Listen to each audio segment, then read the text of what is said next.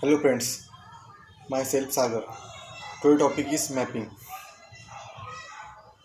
In ORM, the mapping of Java object to database table and vice versa is called object relational mapping. The ORM mapping work as bridge between a relational database table and record and Java application classes and object. The ORM layer exists between the application and the database. It converts the Java classes and objects so that they can be stored and managed in a relational database. By default, the name that persists become the name of the table and field become column. Once an application sets up each table row correspond to an object.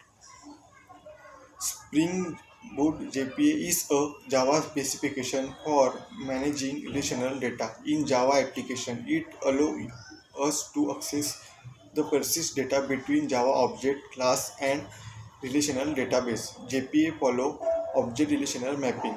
It is a set of interface. It is also provide a runtime entity manager API for processing queries and transaction on the object against the database. It uses a platform independent object oriented query language JPQL.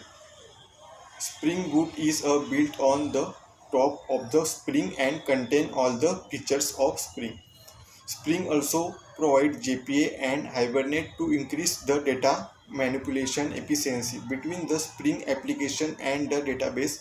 In very simple term, we can say JPA APA is like an interface and the Hibernate is the implementation of the method of the interface. Like how insertion will be done is already defined with the help of Hibernate.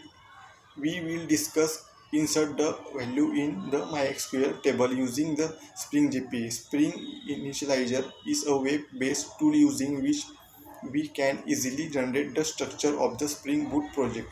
It also provides various different features for the project expressed in a metabase model. The model allows us to configure the list of dependencies that are supported by JVM. We will create the structure of an application using a Spring initializer. Thank you.